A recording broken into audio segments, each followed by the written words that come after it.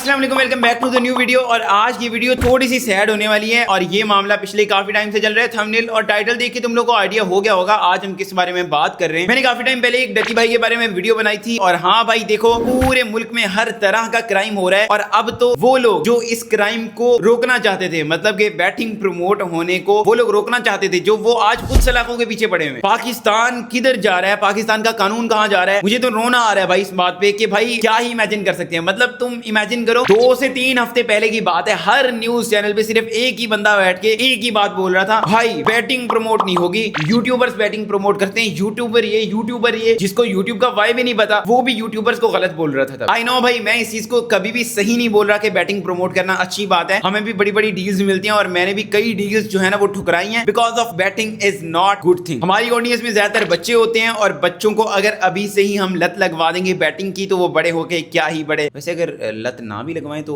क्या उखड़ा हुआ है बच्चों ने। जॉक्स अपार्ट, आज की वीडियो में हम थोड़ी सी अपडेट्स देखेंगे और भाई एक चीज सोच के मुझे हैरानगी हो रही है कि ये चल क्या रहा है। कुछ टाइम पहले एक बंदा हर एक सिंगल न्यूज चैनल पे आके एक ही बात बोल रहा था कि ये जो है जिस यूट्यूबर को हमने गिरफ्तार किया है ये बहुत ज्यादा बैटिंग प्रमोट कर रहा था, ये हमारे बच्चों का फ्यूचर खराब कर रहा था, ये कर रहा था, वो कर रहा था। आज वही लोग खुद सलाखों के पीछे हैं। वाई मतलब एक चोर दूसरे चोर को कह रहा है कि इसने चोरी की है। अजीब ही सीन्स चल रहे हैं भाई। खैर अब डकी भाई की क्या अपडेट है उसके बारे में थोड़ा सा जान लेते हैं और उसके बाद बाकी बात करते हैं। ये डकी भाई के भाई हैं और लिटरली काफी टाइम के बाद उनकी फैमिली की तरफ से कोई अपडेट आई है तो अल्लाह खैर करे। खैर वीडियो देखेंगे तो आइडिया होगा कि क्या चल रहा है इस टाइम उनके साथ। 7 को गिरफ्तार हुए तकरीबन 3 महीने गुजर गए हैं। 3 महीने गुजर गए भाई। मुझे तो ऐसा फील हो रहा है जैसे अभी 1-2 हफ्ते हुए हैं। टाइम कितना तेजी से गुजर रहा है वो चीज देखो, और जिस पे बीत रही है असल टाइम तो उसको पता लग रहा होगा भाई। हम ये चीज इमेजिन नहीं कर पा रहे। खैर आगे देखते हैं। रिमांड में रहा है और बाकी का टाइम अभी वो जेल में है और इस पूरे केस ने साथ के ऊपर, मेरी फैमिली के ऊपर, खासतौर पे घर की खवातीन के ऊपर एक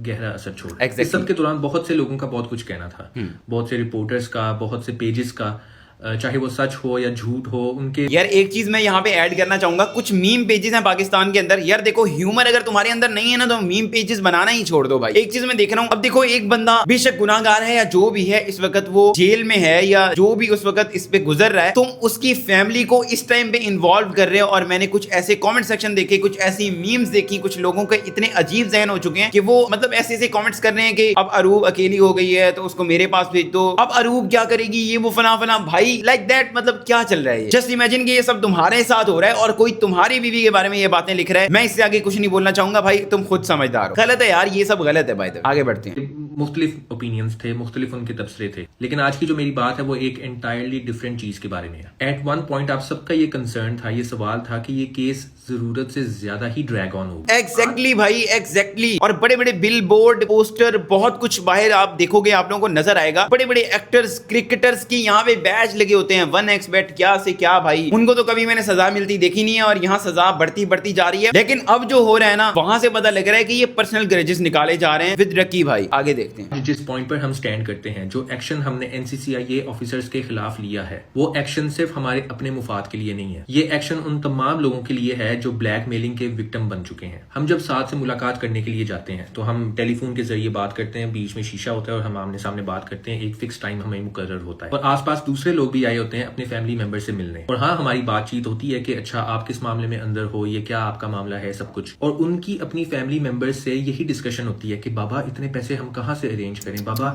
अब क्या बनेगा, हमें तो ये सब कुछ बेचना पड़ जाएगा। उधर मौजूद ऑलमोस्ट हर पार्टी की यही स्टोरी है कि हमें ब्लैकमेल किया जा रहा है, हमसे पैसे निकलवाई जा रहे हैं और इनको कभी कोई रिलीफ नहीं मिलता। उनके लोग तो 2-2 साल से वहां पे बैठे हुए हैं, 2-3 साल से वो वहीं पे हैं।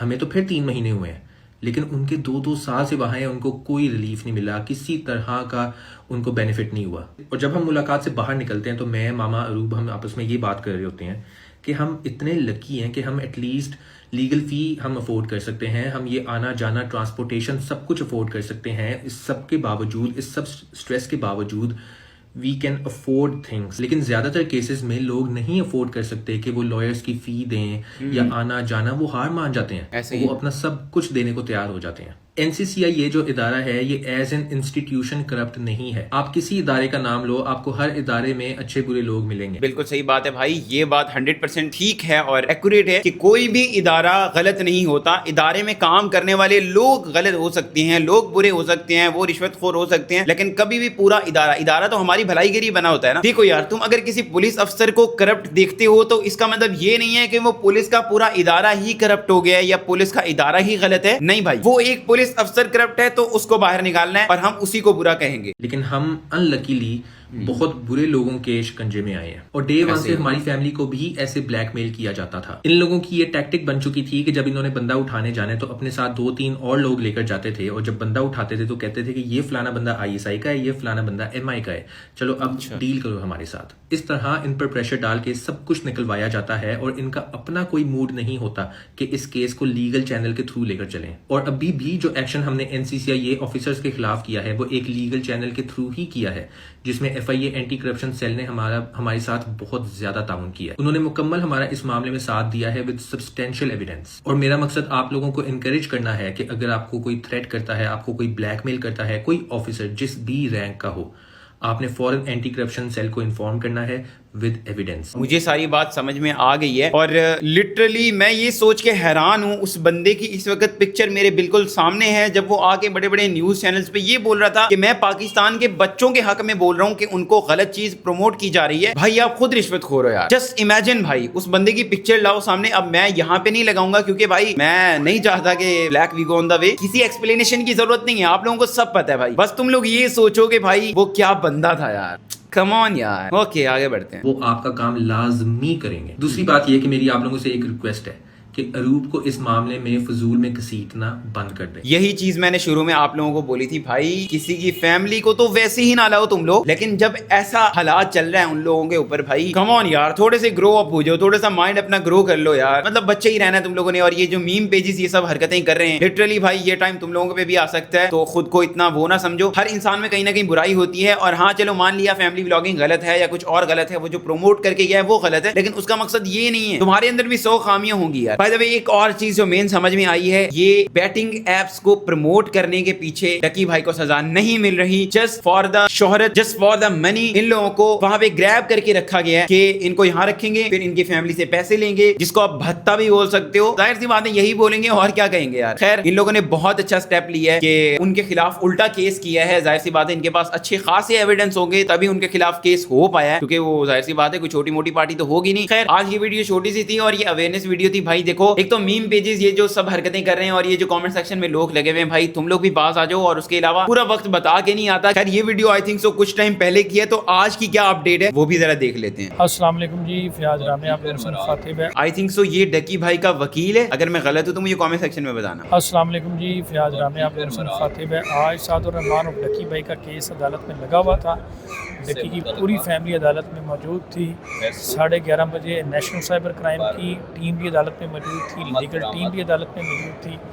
بہت زیادہ ہوپ تھی کہ ضمانت ہو جائے گی, لیکن انفارچونیٹلی معزز جج صاحب نے اس کیس کو سننے سے ہی انکار کر دیا, اور انہوں نے اس کیس کو چیف جسٹس صاحب کے پاس فارورڈ کر دیا کہ وہ کسی اور جج صاحب کو یہ کیس مارک کر دیں. خیر اب یہ تو اللہ ہی بہتر جانتا ہے کہ انہوں نے اس کیس کو سننے سے انکار کیوں کیا. ہاں لیکن اس کے بعد ڈکی کی فیملی کافی زیادہ ڈس اپوائنٹ ہوئی ہے.